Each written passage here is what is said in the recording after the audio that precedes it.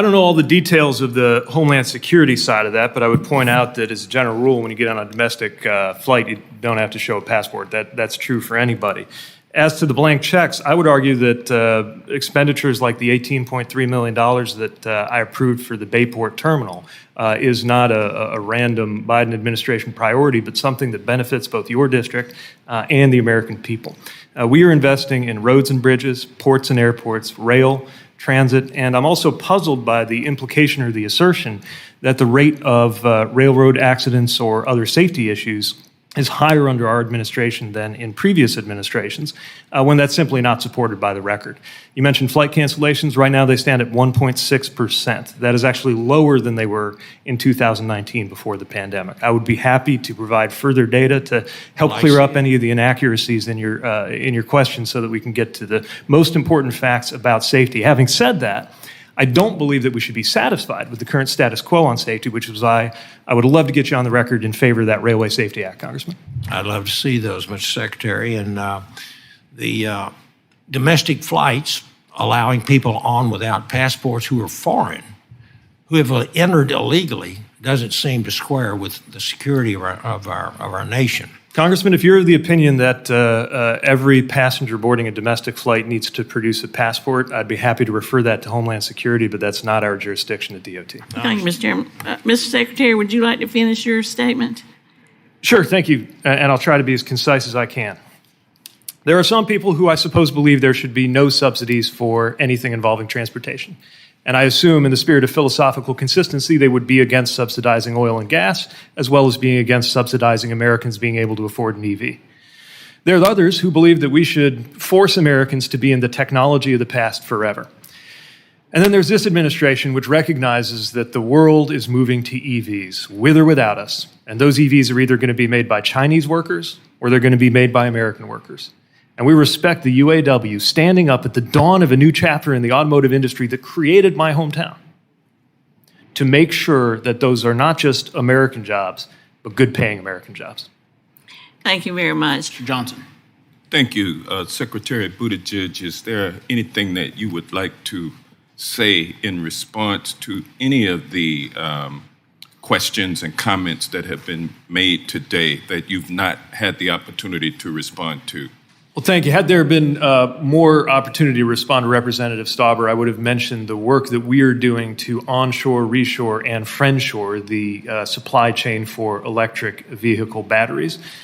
We have been doing that with funds that we wish that we had had more votes from the other side of the aisle on, but got done through the Inflation Reduction Act and are going to help make sure more of this material is produced and refined here on American soil by American workers. Meanwhile, America needs the same bipartisan leadership you have shown on aviation when it comes to rail safety.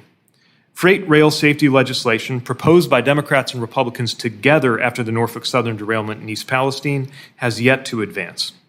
For the safety of thousands of communities that are host to rail lines, we need your help getting that legislation over the finish line.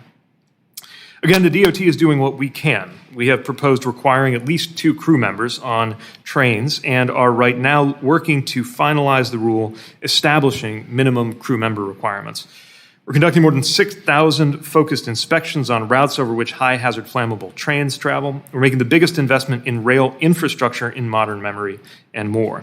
But if America is going to see a day when 1,000 derailments a year is no longer just accepted as the cost of doing business, we need new authorities to better hold railroads accountable, which this legislation could provide. How often do you take private flights? So I assume by private flights you mean the use of government aircraft assigned to my agency. And I knew this might come up, so I brought some numbers. Since getting this job, I have taken 600, these are estimates, give or take a couple, but I've taken 638 flights. And any of those commercial? Say about that? Any of those commercial? 607 of them were commercial, 10 of them were on military aircraft such as Air Force One, and 21 of them were on FAA aircraft, representing about 3% of the flights. Once again, the way I usually travel is in economy class aboard an airliner like everybody else. When we do it differently, it's often because it will save taxpayer money. I want to get on. So glad you asked this, 'cause items. I'm kind of excited to share some of the Secretary details. Buttigieg, Nuts and bolts issues, let's talk about the investments we're making to improve port infrastructure, for example, that's helped with supply chain issues. Let's talk about the fact that during the same season in which many critics said that Christmas would be canceled because of supply chain issues, we worked with ports, with the private sector and the public sector and workers to see to it that by the end of that year, there was an all-time record high in retail sales and good movements through our ports. Now, talk nuts and bolts issues. Let's talk about the 37,000 physical infrastructure projects so far and counting, supported through the Infrastructure Investment and Jobs Act. And since you raised East Palestine, Secretary, I hope that's an indication that we can get you on the record in favor of the Railway Safety Act. Well, actually, so far, the rate of derailments this year is down compared to last year, but I do appreciate you being perhaps the first Republican congressman to acknowledge that overall rail accidents on my watch are substantially down from what they were 10 or 20 years ago. Now, the question, in my view, is how to get them down even further, which is why I would love to have you stand with us and not with the rail lobby on the Railway Safety Act. If you care about safety, why did you turn down BNSF's ability to use drone technology to check the rails? Oh, I'm so glad you asked that. One thing that really frustrates me is the characterization that we deny the ability to use drones to inspect rails. That's not true. What's true is that we require that it be supplemented by the traditional human inspection until that technology is proven out. We are not stopping them for 1 second from using these new technologies. Arbitrary